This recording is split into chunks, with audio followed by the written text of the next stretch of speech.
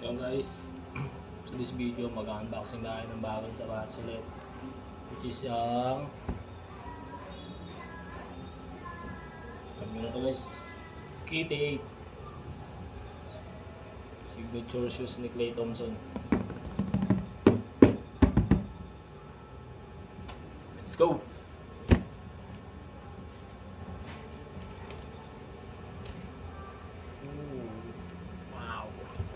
Ano guys, 9.5 lang ako, pero ang inuwa ko is size 10 kasi maliit yung sizing na ito.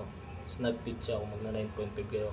Kaya kung bibili kayo na ito guys, add kayo ng size, bawa 9.5 kayo, mag 10 kayo, mag 10 kayo, mag 10.5 kayo para maganda yung sukat niya.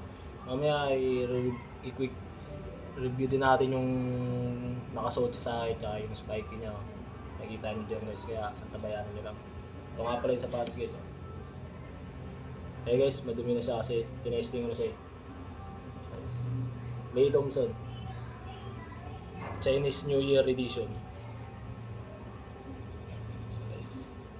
Sobrang goods niya, wala akong masabi sa sapatos na to. Sobrang goods, sobrang gang, parang naka mas magaan pa siya siguro sa PlayStation 6. So guys, tingnan nyo yung dito niya guys, hindi siya totally white, may para sa mga gold na ano ganyan, gold. Ano guys, sheesh, mas at yung nakaka-carbon din siya.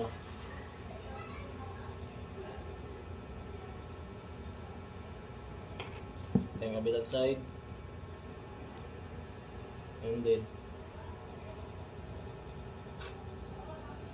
sobrang lambot na dito niya guys. Pag solid ito, solid to yung pangarapas. Yun siya pag naka-mid, hindi siya talagang high cut, mid lang. Pero mas maganda siya for me, naka-low siya. Low cut. Nilolow cut ko lang ito siya guys. Dyan. Clip nyo lang.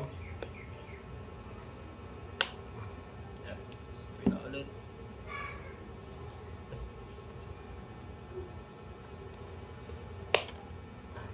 Bukat na siya. Bukas. Panglalaro natin ito bukas guys.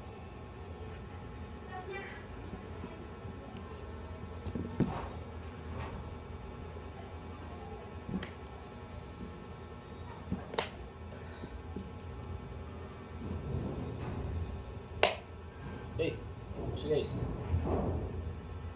so yun guys, nandito lang, quick review lang tayo sa KT8. Thank you for watching.